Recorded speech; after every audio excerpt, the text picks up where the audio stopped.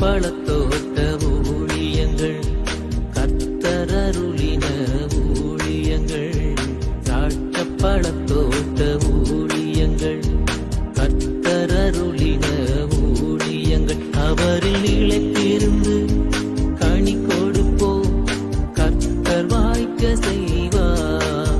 அவரில் நிலைத்திருந்து கனி கொடுப்போம், கர்த்தர் வாய்க்க செய்வார். துதி உமக்கே, துதி உமக்கே, துதி உமக்கே என்றுமே என்றும். துதி உமக்கே, துதி உமக்கே, துதி உமக்கே என்றுமே என்றும். துதி உமக்கே என்றுமே என்றும். துதி உமக்கே என்றுமே.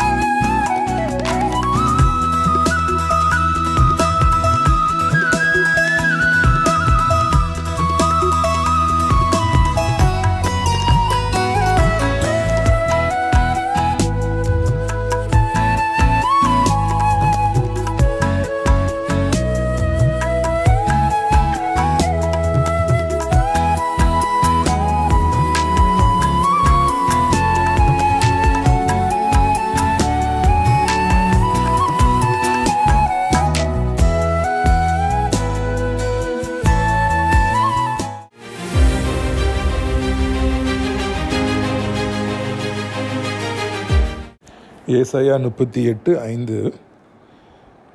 உன் விண்ணப்பத்தை கேட்டேன், உன் கண்ணீரை கண்டேன், இதோ உன் நாட்களோட 15 வருஷங்களை கூட்டுவேன். ஆண்டவருக்கு கண் இருக்கிறது பார்ப்பதற்காக, நல்ல காது இருக்குது. யார் ஜெபிச்சாலும் அவருக்கு கேட்கும், யார் அழுதாலும் அவருக்கு கேட்கும். அவர் அங்கே படுற பாடுகள் எல்லாவற்றையும் அவர் பார்த்துக்கிட்டே இருக்கிறாரு.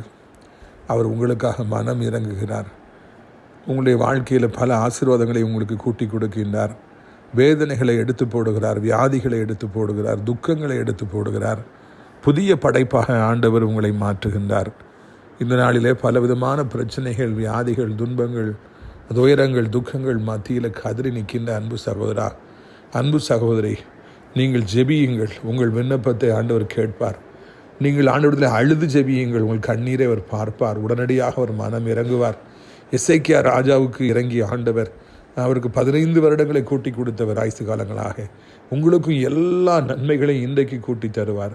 அவருக்கு அந்த வல்லமை உண்டு. எந்த மனிதனையும் மரணத்திலிருந்து தப்புவிக்கவும், எந்த வியாதியை நீக்கவும், எதுவாக இருந்தாலும் சூழ்நிலையை மாற்றவும், புது வாழ்வு கொடுக்கும் அவருக்கு வல்லமை உண்டு. அவரிடத்தில் வாருங்கள், ஆண்டவரை நம்புங்கள், கதறி அழுது ஜெபியுங்கள், பதில் வருகின்ற வரைக்கும் ஜெபியுங்கள், ஆண்டவரை விட்டு விடாதிருங்கள். அப்பொழுது மேன்மையான காரியங்களை காண்பீர்கள். கர்த்தர் இந்த நாளை உங்களுக்கு ஆசீர்வாதமாய் மாற்றி கொடுப்பாராக. ஆமென். வரவேணும் எனதரசே மனுவேலிசரேல் சிரசே, வரவேணும் எனதரசே மனுவேலிசரேல் சிரசே, அருணோதயம் ஒளி அருள் பிரகாசா அசரீரி ஓரே சருவேசா, வரவேணும் எனதரசே மனுவேலிசரேல் சிரசே, வேதா கருணாகரா மெய்யான பராபரா, ஆதார நிராதரா அன்பான சகோதரா, தாதாவும் தாய் சகலமும் நீயே, நாதாவும் தாபரம் நல்குவாயே,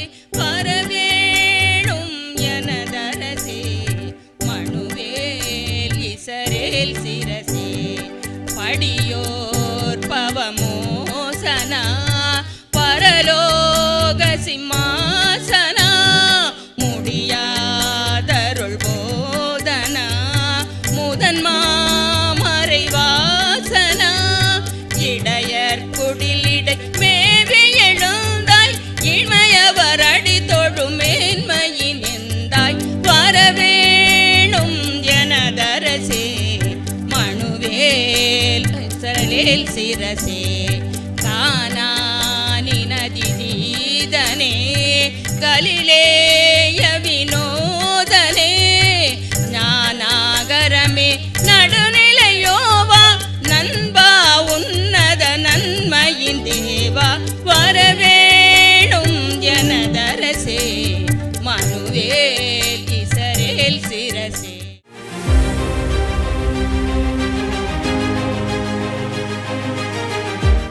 சிறியவனை பொழுதிலிருந்தும் எளியவனை குப்பையிலிருந்தும் எடுத்து உயர்த்தி ராஜாக்களோடும் பிரபுக்களோடும் பதியிருக்க செய்கிற அருமை ஆண்டவர் இயேசு கிறிஸ்துவின் இனிதான நாமத்தினாலே இந்த சத்தத்தை கேட்கின்ற அனைத்து தேவனுடைய பிள்ளைகளுக்கும் என்னுடைய அன்பான வாழ்த்துகள்.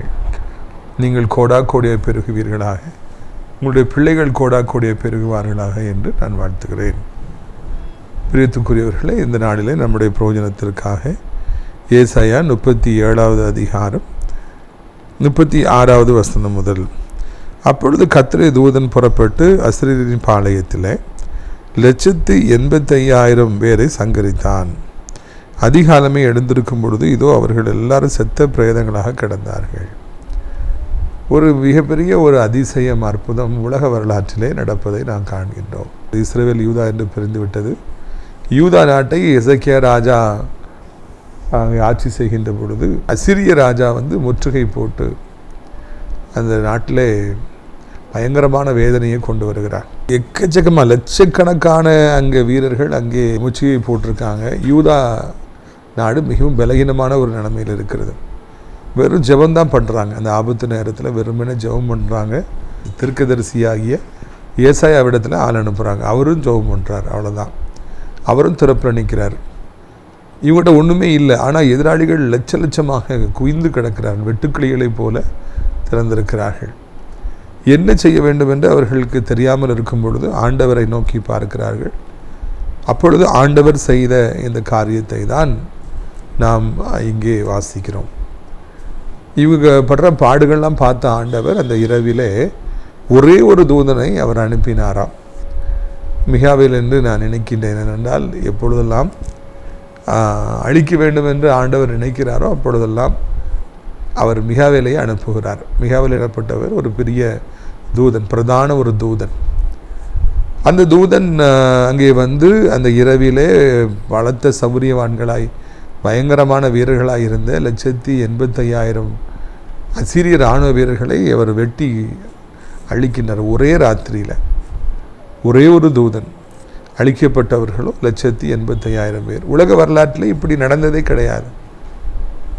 இதிலிருந்து நம்ம என்ன தெரிந்து கொள்கிறோம் என்றால், ஆண்டவர் எவ்வளவு வல்லமையானவர், எவ்வளவு அதிசயமானவர், எவ்வளவு அற்புதமானவர்.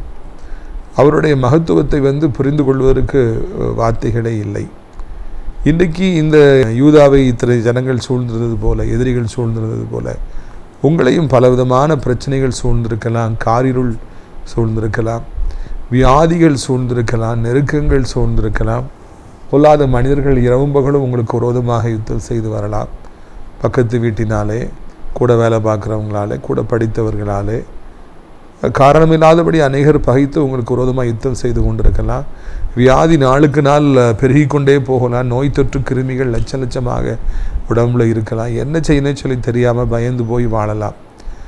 மரணம் வந்துவிட்டதோ என்று நினைக்கிற அளவிற்கு மரண கண்ணிகள் உங்களை சூழ்ந்திருக்கலாம். எல்லா பக்கமும் இருளாக இருக்கலாம். வாழ்க்கையே மிகவும் கசப்பானதாக இருக்கலாம். நீங்கள் செய்ய வேண்டிய ஒரு காரியம் இருக்கிறது. உடனடியாக ஆண்டவர் இயேசு கிறிஸ்துவண்டை வாருங்கள். ஏனென்றால் இந்த எசேக்கியா ராஜாவும் ஏசாயா தீர்க்கனும் எப்படி ஆபத்திலிருந்து தப்பிக்கொள்வது என்பதை நமக்கு அழகாக காண்பிக்கின்றாங்க. ஆபத்து வரும்பொழுது நாம் மனிதர்களை தேடி ஓடுவதை விட ஆண்டவர் இயேசு கிறிஸ்துவை தேடி ஓடுவதும், அவரிடத்தில் அடைக்கலம் கேட்பதும், ஆண்டவரே என்னை இரட்சியும், எனக்கு பலன் இல்லை, எனக்கு ஒருவரும் இல்லை, என்னை ரட்சிப்பார் யாரும் இல்லை, எனக்கு ஆயுதங்கள் இல்லை, எனக்கு தைரியம் இல்லை, அன்று எனக்கு பணம் இல்லை, எனக்கு ஆட்கள் பலம் இல்லை, அரசியல் பலம் இல்லை, எதுவும் இல்லை, எனக்கு நீர்தான் எல்லாம் என்று சொல்லி ஆண்டவர்கிட்ட நம்ம சரணாகதி அடைகின்ற பொழுது, ஆண்டவரை உறுதியாக நம்புகிற பொழுது ஆண்டவர் நமக்காக செயல்படுகின்றார்.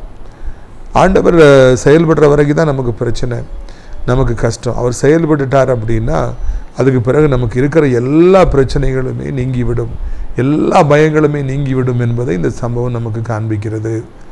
இதனாலே கர்த்தருடைய பிள்ளைகளுக்காக இந்த 2026 அவர் வெளியரங்கமாக செயல்படுகின்றார். அவர் வெளியரங்கமாக அவர் யுத்தங்களை செய்கின்றார். வெளியரங்கமாக அவர் வியாதிகளை இருந்து தன்னுடைய பிள்ளைகளுக்கு சுகத்தை கொடுக்கின்றார். இதை கேட்டுக்கொண்டிருக்கிற நீங்களும் கூட ஒருவேளை அதிகமான பாதிப்பின் மத்தியில் இருக்கலாம், இல்லாட்டா உங்களுக்கு பிரியமானவர்கள் மிகவும் நெருக்கத்தின் மத்தியில் இருக்கலாம். அவர்கள் வியாதிப்படுவதை பார்த்து, அவர்கள் கஷ்டப்படுவதை பார்த்து, அவர்கள் மரணத்துக்கு சமீபமாக இருப்பதை பார்த்து, அவர்கள் ஜீவன் கொஞ்சம் கொஞ்சமாக அவர்கள் விட்டு போவதை நீங்கள் பார்த்து மிகவும் பயந்து போயிருக்கலாம், ஐயோ என்று கதறி கொண்டிருக்கலாம் இல்லையா? எந்த நிலைமையிலும் உங்களுக்கு உதவி செய்ய ஆண்டவராலே முடியும். எந்த வியாதியிலிருந்தும் அவர்களை காப்பாற்றி வெளியே கொண்டு வர ஆண்டவராலே முடியும். இதை நாம் உணரும்படிக்கு நாம் அழைக்கப்படுறோம். நிறைய பேர் தற்கொலை செய்து கொள்கிறாங்க. சமீபத்தில் சென்னையில் இருந்து ஒரு குடும்பம், கணவன் மனைவி, அருமையான 2 பிள்ளைகள், ஆண்டவரை அறியாதவர்கள், ரொம்ப கடன் அவர்களுக்கு ஜாஸ்தி ஆயிடுச்சு. அப்போ திருநெல்வேலிக்கு பக்கத்தில் அந்த தர்கா இருக்குது, அங்கே அவர்கள் கடவுளை தேடிவிட்டு ஏராளமான ஏழைகளுக்கு நல்ல பரிசு பொருட்களை எல்லாம் வழங்கிட்டு, சாப்பாடு போட்டுட்டு, காரை பூட்டி கொண்டு உள்ளே தீ வைத்து கணவன் மனைவி 2 பிள்ளைகள் எல்லோரும் ஒரே நேரத்தில் கருகி இறந்து போனார்கள். எனக்கு ரொம்ப கஷ்டமாக இருந்துச்சு. ஏன்னா நேற்று தான் அவங்க தர்ம காரியம் பண்ணியிருக்கிறாங்க, நிறைய பேருக்கு சாப்பாடு கொடுத்துருக்குறாங்க, ட்ரெஸ் வாங்கி கொடுத்துருக்காங்க. அவருடைய உள்ளத்தில் நிறைய நல்ல எண்ணங்கள் இருக்கிறது, உதவி செய்ய வேண்டுங்கிற எண்ணங்கள் இருக்கிறது. ஆனால் கடன்களை தாங்க முடியாதபடினால, கடன் நிமித்தமாய் வருகிற அந்த அவமானங்களை தாங்க முடியாததுனால அவங்க தங்களை தாங்களே மாய்த்து கொண்டார்கள். காருக்குள்ளாக வைத்து தீ கொளுத்தி 4 பேர்களும் அந்த சின்ன பிள்ளைகள் கூட கருகி போனார்கள். அவர்களுக்கு ஒருவேளை ஆண்டவர் இயேசு கிறிஸ்துவை தெரிந்திருக்கும் என்றால், இயேசு கிறிஸ்துவினாலே தங்களுக்கு உதவி செய்ய முடியும் என்பதை புரிந்து கொண்டிருப்பார்கள் என்றால், இப்படி ஒரு தவறான முடிவை அவர்கள் எடுத்திருக்கவே மாட்டாங்க. எதுக்காக அப்படி ஒரு தவறான முடிவு எடுக்கணும்? எதுக்காக வாழ்க்கையை மாய்த்து கொள்ளணும்? எதுக்காக தற்கொலை பண்ணணும்? எதுக்காக நம்பிக்கை ஏற்று போகணும்? ஆண்டவர் இருக்கார்ல, ஏசப்பா இருக்கார்ல. இந்த எசேக்கியா ராஜாவுக்கு வந்த பிரச்சனையை விட அவங்களுக்கு பிரச்சனை வந்துருச்சு. எத்தனை லட்சம் வீரர்கள் இருந்தாங்க, அவங்களாம் ஒரே ராத்திரில் மிகாவேல் வெட்டி போடலையா? அந்த பிரச்சனையெல்லாம் மாற்றலையா? சூழ்நிலையை மாற்றலையா? யோசித்து பார்க்கணும். ஒரே இரவிலே ஆண்டவர் அவருடைய எல்லா பிரச்சனைகளுக்கும் முடிவை கொண்டு வந்தார். இன்றைக்கி இந்த கடன் மரங்களில் சிக்கி தவிக்கிறவங்க, வியாதியில் சிக்கி தவிக்கிறவங்க எவ்வளோ பேர் இருக்காங்க. ஒரே நாளிலே, ஒரே இரவிலே கர்த்தராலே உங்கள் பிரச்சனைகள் எல்லாவற்றையும் மாற்ற முடியும். கடன் பாரங்களை அழிக்க முடியும், உங்கள் தேவைகளை சந்திக்க முடியும், உங்களுக்கு இன்னொரு வாழ்வு தர ஆண்டவராலே முடியும். இன்னொரு தடவை செழிப்பான ஒரு வாழ்க்கையை வாழ வைக்க ஆண்டவராலே முடியும். வாழ்க்கையில் இன்னொரு முறை நீங்கள் ராஜாவாக வாழ்கிற காலங்களை உண்டாக்க ஆண்டவராலே முடியும். இப்பொழுது இருக்கிற நெருக்கடிகள், கஷ்டங்கள், கையில் காசே இல்லை, சாதாரண அத்தியாவசியமான தேவைக்கு கூட காசு இல்லை, சாப்பிட்றது கூட காசு இல்லை, பணம் வந்தவுடனே வாங்கிட்டு போயிடுறாங்க என்று பல கசப்பின் மத்தியில் இருக்கலாம். இயேசுவண்டை வாருங்கள், ஒரே நாளிலே உங்கள் கடன்களை மாற்றுவார். ஒரே நாளிலே அவர் உங்கள் பிரச்சனைகளை மாற்றுவார். வேற யாராலும் நம்முடைய பிரச்சனைகளை ஒரே நாளில் தீர்க்கவே முடியாது. ஒரே நாளில் வியாதியிலிருந்து சுகம் கொடுக்கவே யாராலும் முடியாது. எவ்வளோ பெரிய ஹாஸ்பிட்டலாக இருந்தானே, அது சிஎம்சியாக இருந்தானே, இல்லைன்னா எவ்வளோ பெரிய ஹாஸ்பிட்டலாக இருந்தானே, படிப்படியாக தான் வியாதியை குறைக்க முடியும். அப்படி குறைக்கிறது நல்லது. கொஞ்சம் கொஞ்சமாக ட்ரீட்மெண்ட் எடுத்து, அந்த டெஸ்ட் எடுத்து, இந்த டெஸ்ட் எடுத்து, ஆஸ்பத்திரிக்கு போய் பாருங்கள், அப்படி ஒவ்வொரு இடமா அலைய விடுவாங்க. அந்த டெஸ்ட் எடுத்துகிட்டு வாங்க, இந்த டெஸ்ட் எடுத்துகிட்டு வாங்க, ஸ்ட்ரெச்சரில் ஏற்றுங்க, தள்ளிகிட்டே போங்க. ஸ்ட்ரெச்சரில் தள்ளிட்டு போகிற ஆள் பிஸியாக இருப்பார், அவர் நிறைய பில்டிங்கை பார்ப்பார். அவர் வரலைன்னா அவருக்காக காத்துக்கிட்டே நிற்கணும். அவர் நம்மளை டெஸ்ட் எடுக்கிற இடத்துல விட்டுட்டு அவர் போயிடுவார். பிறகு 4 இடத்துக்கு போயிட்டு அவர் வர்றதுக்கு மறுபடியும் ரொம்ப நேரம் ஆகும். நம்ம டெஸ்ட் எடுத்தாலும் படுத்தே தான் கிடக்கணும். மருத்துவமனையில் அப்படிலாம் போனாலும் கொஞ்சம் கொஞ்சமாக அந்த வியாதி குறையும், அவ்வளோதான். ஆனால் ஆண்டவர் இயேசுட்ட வரும்பொழுது அப்படி கொஞ்சம் கொஞ்சமாக உனக்கு அந்த வியாதியை குறைப்பேன், ஒரு 3 மாதம் அப்படியே என் சமூகத்தில் கடை நான் உனக்கு குறைப்பேன் அப்படிலாம் சொல்லலை. அது வந்துட்டீங்கன்னா ஒரு நிமிஷத்தில் இந்த வியாதி காணாமல் போயிடும். அது எவ்வளவு கொடூரமான வியாதியாக இருந்தாலும் பரவாயில்லை, எவ்வளவு ஆட்கொள்ளி வியாதியாக இருந்தாலும் பரவாயில்லை, உடம்புல நிறைய அவயங்கள் செத்து போயிட்டு அப்படிங்கிற ஒரு நிலைமை இருந்தால் கூட பரவாயில்லை. ஏசப்பா ஒரே நிமிடத்தில் செத்து கிடக்கிற அவயங்களை, மூளையை, ஹார்ட்டை, லங்ஸை ஃபங்க்ஷன் பண்ண வைத்து புதிதாகி மாற்றி சுகத்தோடு எந்திக்கும்படியாக செய்வாங்க. இதை நீங்கள் அறிந்து விட்டாலே உங்களுடைய வாழ்க்கையில் ஒரு பிரச்சனையும் கிடையாது. நிறைய பேர் அறியலை. ஏசப்பட்ட வந்தால் சுகம் கிடைக்கும், நிறைய பேருக்கு தெரியல. ஏசப்பட்ட வந்தால் புது வாழ்வுக்கு கிடைக்கும், நிறைய பேருக்கு தெரியல. ஏசப்பட்ட வந்தால் இன்னொரு சந்தர்ப்பம் வாழ்க்கையில் கிடைக்கும், தெரியுமா உங்களுக்கு? அட்வர்டைஸ்மெண்ட் டிவியில் போட்டுட்டு இருந்தாங்க. ஒரு பேரை, அவர் இப்போ வாலிபன் ஆகிட்டார், அவர் வீடு கட்டுறாரு, அவங்க அப்பா நிற்கிறாங்க, தாத்தா நிற்கிறாங்க. அந்த வீடு ரொம்ப அழகாக இருக்குது, பரவாயில்ல வீடு கட்டிட்டேன்னு அப்பாவும் தாத்தாவும் சொல்கிறாங்க. இப்போ அந்த பேரே சொல்கிறார், வாழ்க்கையில் ஒரு முறை தானப்பா வீடு கட்ட முடியும் நீங்கள் சொல்லியிருக்கிறீங்க. அவ்வளோதான். அப்பாவாலும் சரி மனுஷனாலும் சரி ஒரு தடவை தான் வீடு கட்ட முடியும்.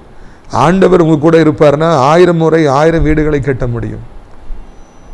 1000 முறை உங்களை வாழ்க்கையில் உங்களை இடித்து போட்டாலும் தள்ளி போட்டாலும் நீங்கள் மறுபடியும் எழும்பி நிற்க முடியும், மறுபடியும் உயரத்தில் போய் நீங்கள் இருக்க முடியும். இதைத்தான் இந்த நாளிலே கர்த்தர் உங்களிடத்தில் பேசுகின்றவராக இருக்கின்றார். தேவ ஜனங்களுடைய கண்கள் திறக்கப்படணும்.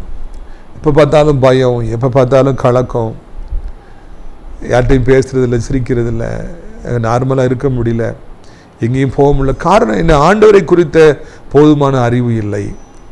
தெய்வத்திடத்தில் செல்கிற பொழுது, இயேசுவண்டை செல்கிற பொழுது அவர் எல்லா பிரச்சனைகளிலிருந்தும் விடுவிப்பார், அவர் புது வாழ்வு தருவார், இன்னொரு வாழ்வு தருவார்னு சொல்லி நிறைய பேருக்கு தெரிகிறதில்லை. நானும் பல சமயங்களில் ஆரம்ப காலத்தில் கலங்கி இருக்கிறேன், பல ஏற்றத்தாழ்வுகளை என் வாழ்க்கையில் பார்த்துருக்கிறேன், பல கஷ்டங்களை நான் பார்த்து தான் இன்றைக்கி இந்த ஊழியத்தில் நிற்கிறேன். எவ்வளோ எதிர்ப்புகள், எவ்வளவோ பொல்லாத மனிதர்கள், எவ்வளோ வியாதிகள், எவ்வளவோ பண நெருக்கடிகள், ஃபைனான்ஸில் எவ்வளவோ பொல்லாத மனிதர்களை எதிர்த்து வந்தாங்க. இதெல்லாம் தாண்டி தான் இந்த ஃபேஸ் பண்ணிட்டு தான் இன்றைக்கி நான் நிற்கிறேன்.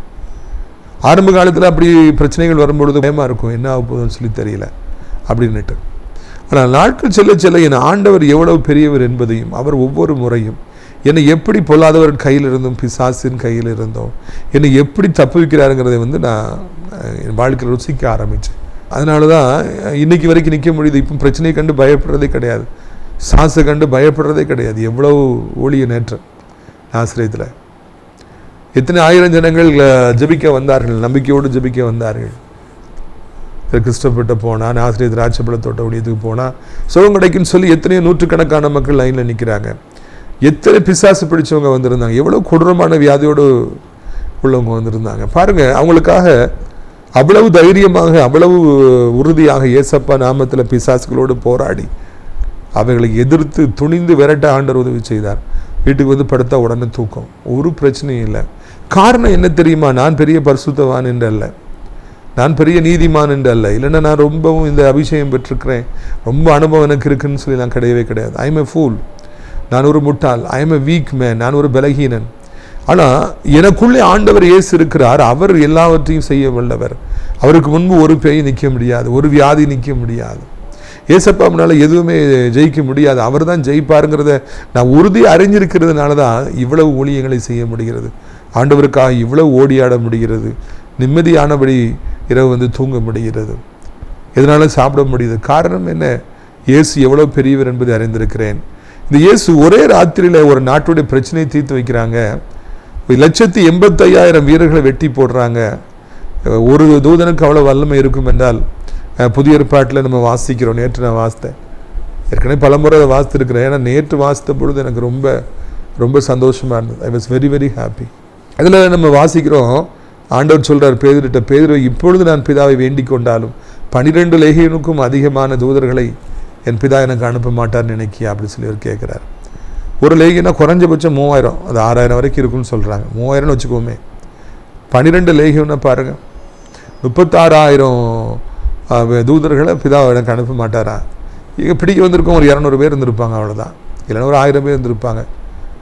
அங்கே 36,000 தூதர்கள் உடனே வந்துடுவாங்கன்னு சொல்லி அவர் சொல்கிறார். எத்தனையோ தூதர்கள் ஆண்டவர்கிட்ட இருக்கிறாங்க.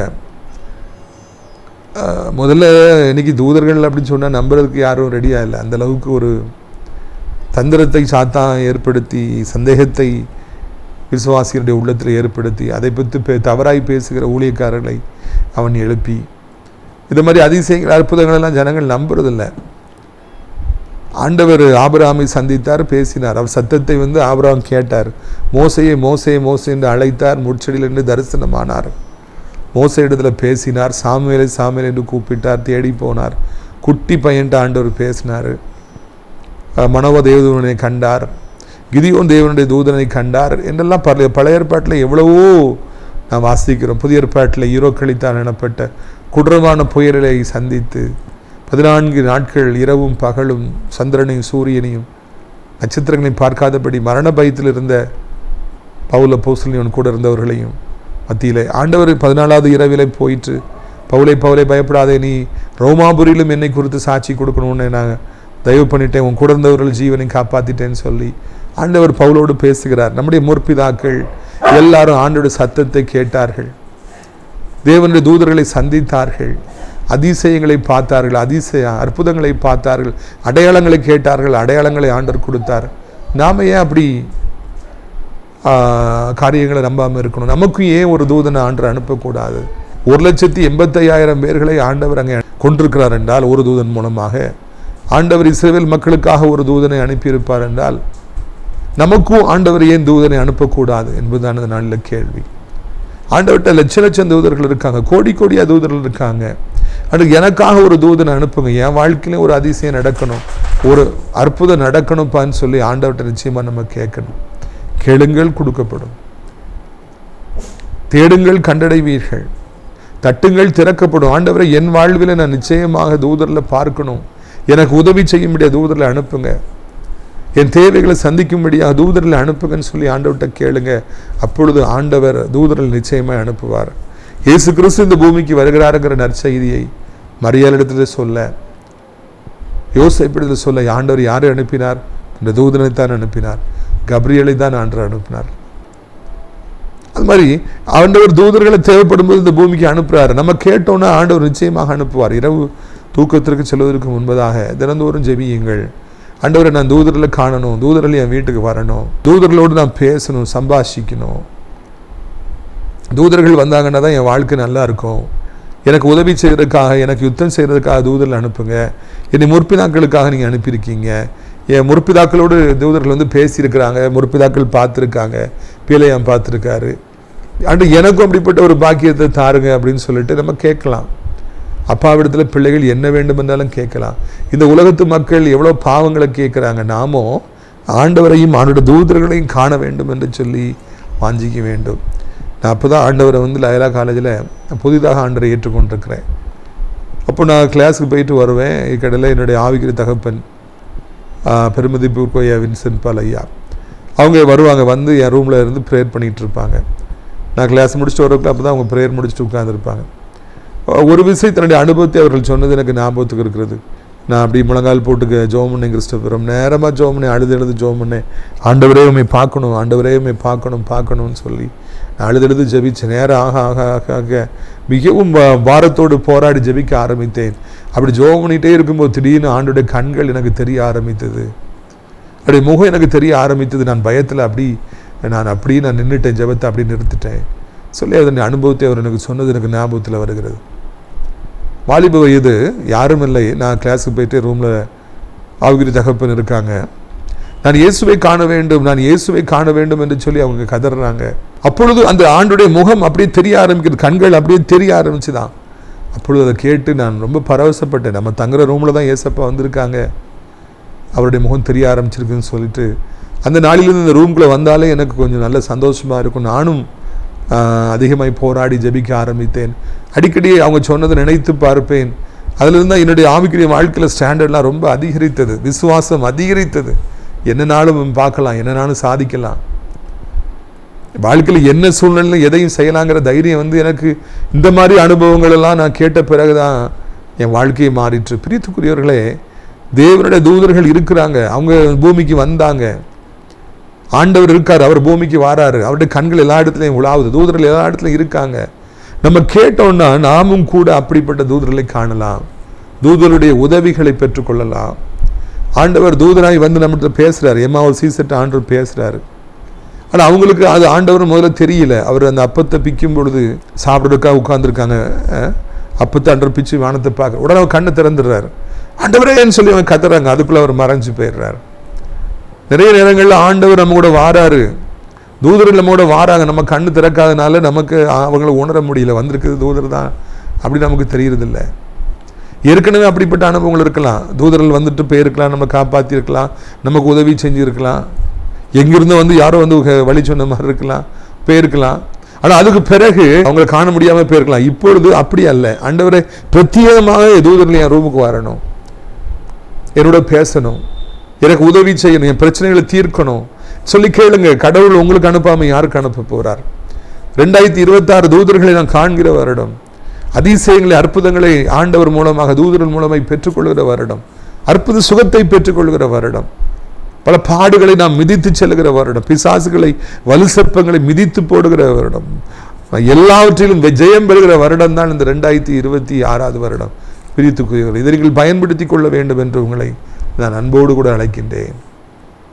அந்த ராஜா எசேக்கியா ராஜா கொடுத்து வைத்தவர், வேற யாருக்கு அந்த யூத ராஜாக்களை பார்க்கும்பொழுது இப்படி தூதர்கள் அனுப்பப்படலை. ஆனால் இவர் மீது ஆண்டவர் இரக்கம் வச்சதுனாலையும், அவர் ரொம்ப பரிதாபமான ஒரு நிலைமையில இருந்ததுனாலையும், எதிரி நாட்டு ராஜாவும் ரப்சாக்கை போன்றவர்களாக ரொம்ப பெருமையோடு அகந்தையாக இருந்ததுனாலையும், நாங்கள் இத்தனை பேருக்கும் எங்களை அசைக்க முடியாது சொன்னதுனாலே, நாங்கள் அந்த நாட்டை அழித்தோம், இந்த நாட்டை அழித்தோம், அவங்க தெய்வங்கள்லாம் ஹெல்ப்பாக பண்ணிச்சு, உங்கள் தெய்வம் எப்படி ஹெல்ப் பண்ணுன்னு சொல்லி கேவலமாக பேசுனதுனாலும் அவமானப்படுத்தினதுனாலும் ஆண்டவர் கடுங்கோபம் கொண்டார். ஒரு தூதனை அனுப்பினார், உடனே பிரச்சனை எல்லாம் முடிவுக்கு வந்தது. உங்களுக்காக ஒரு தூதனை ஆண்டவர் அனுப்பும்படியாக வாஞ்சிக்கின்றார். எனக்காக ஒரு தூதனை ஆண்டவர் அனுப்பணும், உங்களுக்காக ஒரு தூதனை அனுப்பணும், ஆண்டவரை உதவி செய்யும்படி அப்படி தூதர்களை அனுப்புங்கன்னு சொன்னீங்கன்னா ஆண்டவர் உடனடியாக அனுப்புவார். பேதுருவை இப்பொழுது நான் வேண்டிக் கொண்டாலும், பிதாவிடத்தில் வேண்டிக் கொண்டாலும் எனக்காக 12 லேகியனுக்கும் அதிகமான தூதர்களை ஆண்டவர் அனுப்ப மாட்டார், பிதா அனுப்ப மாட்டார், நீ நினைக்கிறியா அப்படின்னு சொல்லி கேட்டார. இப்போ நாம வேண்டிக் கொள்வோம், ஆண்டவரை எனக்காக தூதர்களை அனுப்புங்க, 1 லேகியோன் தூதர்களை அனுப்புங்க. அதாவது 1 லேகியோன்னா பேய்களை அல்ல, 3000 தூதர்களை அனுப்புங்க, 300 தூதர்களை அனுப்புங்க, 3 தூதர்களை அனுப்புங்க. நான் இப்பவுமே எனக்கு வேணும், நான் பார்க்கணும், நான் உங்களுடைய பிள்ளை. கேட்பீர்கள் என்றால் கொடுக்கப்படும், கேளுங்கள் கொடுக்கப்படும் என்கிற வசனம் உண்மையானது, மெய்யானது. பிரியத்துக்குரியவர்கள், இதைத்தான் ஆண்டவர் இந்த நாளிலே நம்ம இடத்துல பேசுகிறார். நிறைய பேர் வாழ்க்கையில் என்ன அனுபவத்துக்கு இல்லாமல் போகிறாங்க. இன்றைக்கி பேப்பரில் ஹெட் நியூஸ் என்னென்னா, 4000 கிலோமீட்டருக்கு தள்ளி இருக்கிற அமெரிக்கன் பிரிட்டிஷ் பேஸுக்கு வந்து அந்த மொரிஷியஸ் ஐலாண்டுக்கு ஈரான் இங்கேருந்து இப்போ இந்தியாவை தாண்டி அந்த குண்டை, இந்தியாவிலேருந்து ரொம்ப தூரம் தள்ளி இருக்குது, அங்கே வந்து அவர் பேலிஸ்டிக் மிசைல் அனுப்பியிருக்காங்க. 4000 கிலோமீட்டர் தாண்டி இது வந்திருக்குது. அப்படின்னா ஈரான்ட்ட இன்னும் அதிகமான வல்லமையான இந்த மாதிரி பல கிலோமீட்டர்கள், 1000 கிலோமீட்டர் ட்ராவல் பண்ணுற இந்த அழிவை ஏற்படுத்துகிற ஆயுதங்கள் இருக்குதா, அது கண்டுபிடிச்சிருக்குதா? அதான் டாக் ஆஃப் த வேர்ல்டு, இந்த உலகத்தில் அதான் பேச்சாக இருக்குது. 4000 கிலோமீட்டர் தாண்டி வந்துருச்சுன்னு சொல்லிட்டு. ஆனால் இயேசு கிறிஸ்து 40,000 கிலோமீட்டரை தாண்டி வருவார். மரண படுக்கையில் இருக்கிறவங்களையும் தேடி உள்ளே போவார். ஐசியூவில் உயிருக்கு இழுத்துட்டு இருக்கவங்களையும் தேடி போவார், தூக்கிட்டு வந்துடுவார், காப்பாற்றி கொண்டு வந்துடுவார்.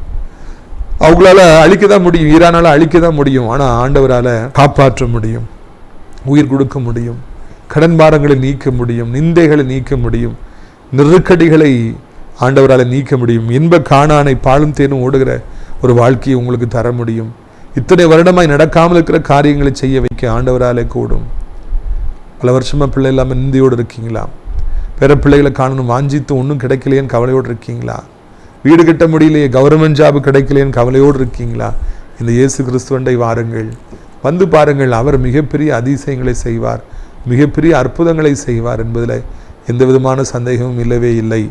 ஒரே ஒரு தூதன் ஒரே ஒரு இரவிலே வந்து 185,000 பராக்கிரமசாலிகளை கொன்று போட முடியும் என்றால், உங்களுடைய வாழ்க்கையிலும் ஆண்டவராலே தூதர்களை அனுப்ப முடியும், அற்புதங்களை செய்ய முடியும், அதிசயங்களை செய்ய முடியும்.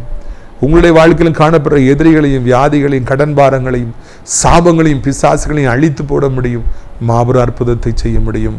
உங்களுடைய ஆசீர்வாதங்கள் பக்கத்தில் வந்துவிட்டன. உங்களுக்காக இந்த நாளில் ஆண்டவர் அதிசயங்களை செய்ய போகிறார், அற்புதங்களை செய்ய போகிறார். ஆனாலும் கேளுங்கள் கொடுக்கப்படுங்கிற நீதியை மறந்துடாதீங்க. கேட்டுக்கிட்டே இருங்க. மனுஷங்கிட்ட கேட்டுக்கிட்டே இருந்தால் எரிச்சல் அடைஞ்சிருவாங்க, உனக்கு வேறு வேலையே இல்லை அப்படின்னு சொல்லி திட்டுவாங்க. ஆனால் ஆண்டவர்கிட்ட கேட்டால் அவர் அப்படி சொல்லவே மாட்டார். எனக்கு ஆண்டவர்கிட்ட கேட்டுக்கிட்டே இருங்க, எனக்காக தூதனை அனுப்புங்கன்னு சொல்லி கேட்டுக்கிட்டே இருங்க. அப்பொழுது ஆண்டவர் நிச்சயமாய் பெரிய காரியங்களை செய்வார். உங்களுடைய ஆசீர்வாதங்களுக்காக நான் ஜெபிக்கும்படியாக விரும்புகிறேன். கண்களை மூடுவீர்களா? அப்பா பிதாவே, இந்த அருமையான நாளுக்காக நன்றி அப்பா. வானத்துக்கும் பூமிக்கும் ஆண்டவரே, இது நாளிலும் எவ்வளோ அருமையான ஒரு சத்தியத்தை கேட்க உதவி செய்திருக்கிறீங்க. எங்களுடைய முற்பிதாவாகிய அந்த எசேக்கியா ராஜா கதறி அழுத பொழுது, ஏசாயா தீர்க்கன் திறப்பில் நின்ற பொழுது எதிரிகள் பலத்திருந்தாங்க, வெட்டுக்கிளியை போல படுத்து கிடந்தாங்க. ஒரே ஒரு தூதனை அனுப்பி ஒரே இரவிலே இத்தனை லட்சம் வீரர்களை வீழ்த்தியவரே, ஆண்டவர் யூதாவுக்கு ரட்சிப்பை கொடுத்தவரே, அப்பா பிரேதங்களாய் கிடந்தார். காலை எந்திரிச்சு பார்த்தா டெட் பாடியாக கிடக்குதுப்பா. அது வரைக்கும் சவால் விட்டுட்டு இருந்தவங்களாம் ஒன்றுமே இல்லாமல் போனாங்க. யூதா நிம்மதியாய் வாழ்ந்தது, உலகமே பயப்பட்டதையா. எசப்பா, இந்த அருமையான நாளிலும் கூட நீங்கள் அப்படியே செய்யுங்கப்பா. ஆண்டவரே, என்னுடைய சத்தத்தை கேட்கிற பிள்ளைகள் ஒவ்வொருவருக்கும் கத்த நீங்கள் மனம் இறங்குங்க. அவர்களுடைய வாழ்க்கையில் பல பிரச்சனைகள், பல போராட்டங்கள் இருக்கலாம். நீர் ஆண்டவரை தூதர்களை அனுப்பி ராஜா இந்த நாளில் அவர்களுக்காக ஒரு அற்புதத்தை செய்ய முடியாது, யுத்தங்களை செய்ய முடியாது ஜெபிக்கிறோம் ஐயா. எதுக்கு சொந்த போகிற, என்ன நிலைமையிலும் உதவி செய்ய உனக்கு என்னாலே முடியும். நீங்கள் பயந்து பயந்து ஓடிட்டுருக்கீங்க பிரதர். கடங்காரங்களை பயந்து ஓடுறீங்க, ஃபோனை சுவிட்ச் ஆஃப் பண்ணி வைக்கிறீங்க. இது நிலைமையெல்லாம் சீக்கிரத்தில் ஆண்டவர் மாற்றுவார். எங்கேயும் நீங்கள் ஓடி போக வேண்டாம், ஃபோனை சுவிட்ச் ஆஃபே பண்ண வேண்டாம். கடங்காரங்கள் உங்களை தேடிட்டு வந்துட்டுருக்காங்க. இனி கடன் வாங்குவதற்கு உங்களை தேடி எல்லாரும் வருவாங்க. உங்கள் கடைக்கண் பார்வை கிடைக்காதா என்று எத்தனை பேர் இயங்குவாங்க. அந்த நாட்கள் வரும் என்று ஆண்டவர் சொல்கிறார்.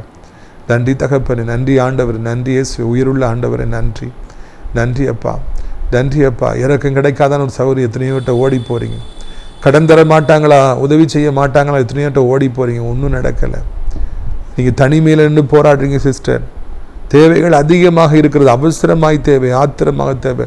ஒருத்தரும் உதவி செய்ய மாட்டேங்கிறாங்க. ஆண்டவர் சொல்கிறாரு, என்னிடத்துல ஓடி வா, இந்த நாளிலே அதிசயமாக உன் தேவைகளை சந்திப்பேன், உன் கடன் பிரச்சனைகளை நான் நீக்குவேன், உன்னை உன் குடும்பத்தை நான் வாழ வைப்பேன் என்று சொல்லி ஆண்டவர் சொல்லுகிறார்.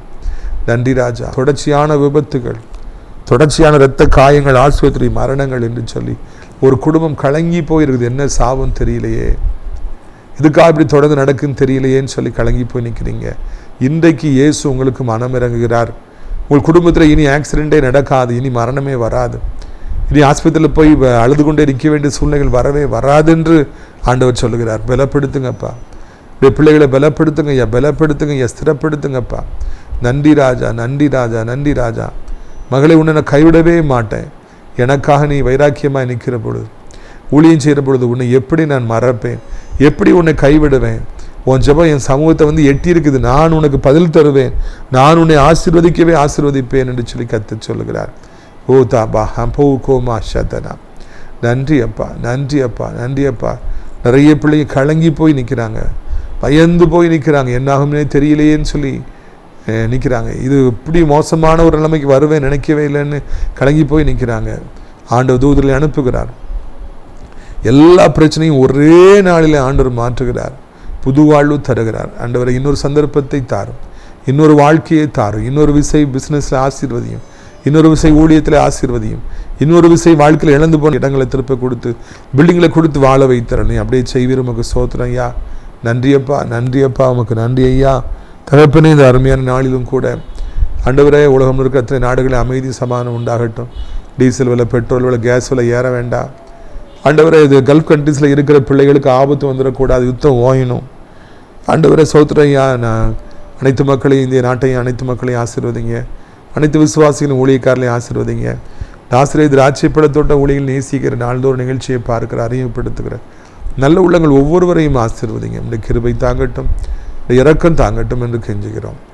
படைக்கலான்குரிய முதியோடத்தில் சேர அநேக இடங்கள் உண்டு. அநேகர் அழைத்து கொண்டு வாருங்கள். இயேசுவின் மூலம் ஜெபிக்கிறோம் நல்ல பிதாவே, ஆமென். என் ஆத்துமாவை கர்த்தரை சோத்திரி, என் முழு உள்ளமே அவருடைய பரிசுத்த நாமத்தை சோத்திரி. என் ஆத்துமாவை கர்த்தரை சோத்திரி, அவர் செய்த சகல உபகாரங்களை ஒருபொழுதும் மறவாதே, ஆமென். கர்த்தராகிய இயேசு கிறிஸ்துவுடைய கிருபையும் பிதாவாகிய தேவனுடைய அன்பும் பரிசுத்தாவுடைய அந்யோன்ய ஐக்கியமில்லாத பிரசன்னம் உங்கள் அனைவரோட இன்றைக்கு காலங்களில் நினைத்திருப்பதா. Hallelujah, hallelujah. God bless you.